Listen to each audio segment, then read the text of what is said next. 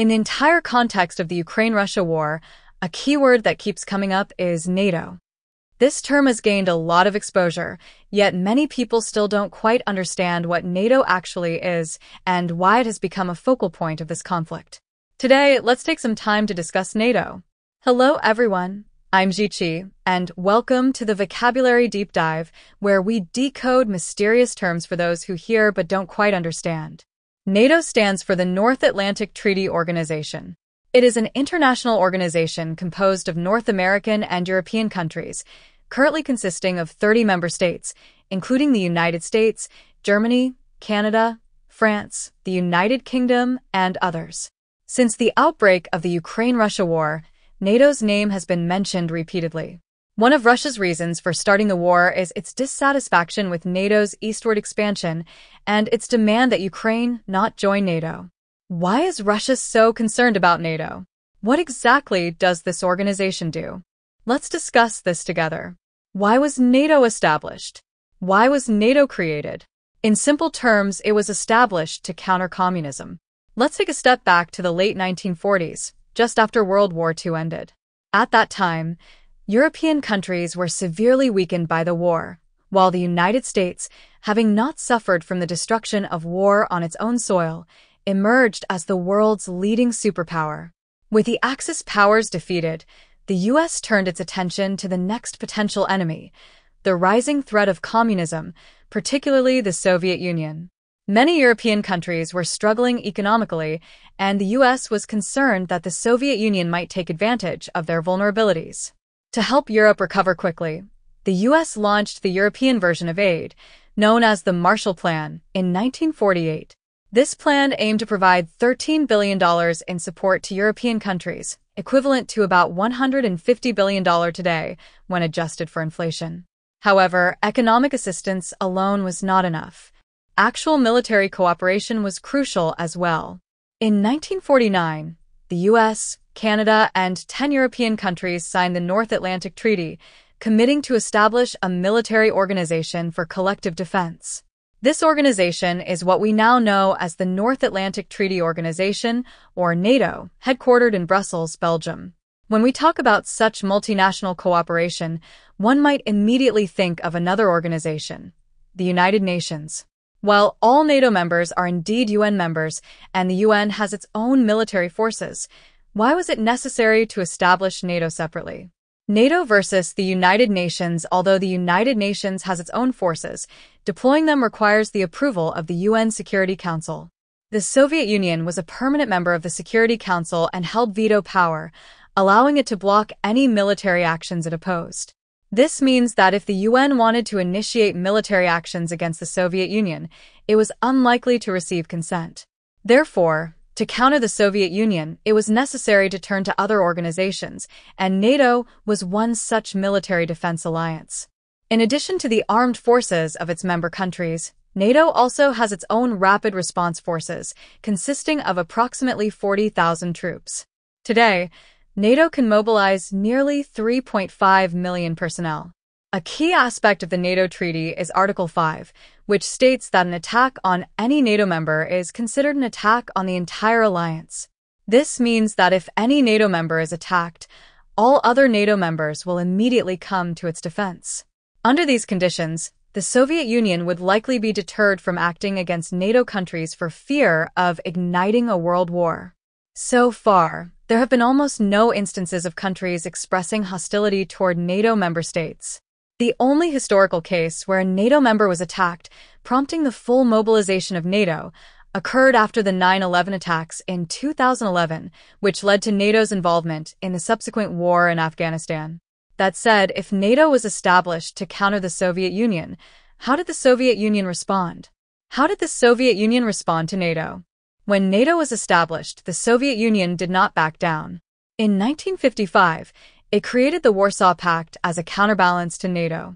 The formal name of the Warsaw Pact was the Treaty of Friendship, Cooperation, and Mutual Assistance, and it was signed in Warsaw, Poland, hence the name. During the Cold War, NATO represented the Western Bloc and anti-communist forces, while the Warsaw Pact represented the Eastern Bloc and communist forces. The Warsaw Pact also had a clause similar to NATO's Article 5, stating that an attack on any member of the Warsaw Pact would be considered an attack on the entire alliance. Fortunately, during the Cold War, NATO and the Warsaw Pact did not engage in direct conflict. However, with the internal instability of the Communist bloc, the Warsaw Pact was dissolved in July 1991. Later that year, the Soviet Union collapsed, and the Russian Soviet Federative Socialist Republic was renamed the Russian Federation, which is what we now refer to as Russia. The sudden collapse of the Soviet Union caught Western countries off guard, leaving them uncertain about the new Russia's intentions and whether it differed from the former Soviet Union. As a precaution, they allowed NATO to continue to exist. Additionally, some former Soviet and Warsaw Pact member countries, fearing potential retaliation from Russia, sought to join NATO, leading to a rapid increase in NATO's membership. This expansion angered Russia significantly. Why does Russia dislike NATO? Why is Russia so unhappy with NATO? There are several explanations for this issue. Some commentators argue that Russia essentially sees itself as the reincarnation of the Soviet Union. Even though the Soviet Union has collapsed, many in Russia still view the territories of the former Soviet states as part of Russia's sphere of influence, which should not be subjected to interference from Western powers. As NATO was created to counter the Soviet Union, it naturally causes significant concern for Russia. Russia has repeatedly warned that NATO should not allow former Soviet republics to join. However, NATO maintains that these countries have the right to join if they meet the necessary criteria. Since the 1990s, several former Warsaw Pact and Soviet countries, such as the Czech Republic, Hungary, Estonia, Latvia, and Lithuania, have joined NATO, leading to a gradual eastward expansion of NATO's influence closer to Russian borders. Additionally, NATO's military deployments near Russia have provoked further dissatisfaction. For example, in 2010, NATO established missile defense systems in Poland and Romania. After the outbreak of the Crimea conflict in 2014, NATO deployed multinational forces in countries neighboring Russia, such as Poland, Lithuania, and Estonia. Due to these reasons, Russia views NATO as its number one enemy, with Ukraine becoming a key flashpoint in this conflict. Russia has strongly opposed Ukraine's potential NATO membership because if Ukraine were to join, Russia would lose a significant buffer zone, allowing Western military forces to pose a direct threat to Russian territory. This concern has become one of the triggers for the current war. So, what does Ukraine think about this situation? Why does Ukraine want to join NATO? Before the outbreak of the war, Ukraine had many complex considerations about whether to join NATO. The benefits of membership include military protection against the threatening presence of Russia. However, joining NATO could also provoke Russia and increase the risk of military conflict, putting Ukraine in a difficult position. Since 2008, Ukraine has sought NATO membership, but immediate results were not forthcoming. In 2010, the election of pro-Russian President Viktor Yanukovych led to a pause in Ukraine's NATO aspirations. After 2014, the subsequent two presidents took a more pro-European stance, aiming not only for economic cooperation with the EU, but also for military collaboration with NATO. In 2019, Ukraine even amended its constitution to prioritize joining both the EU and NATO.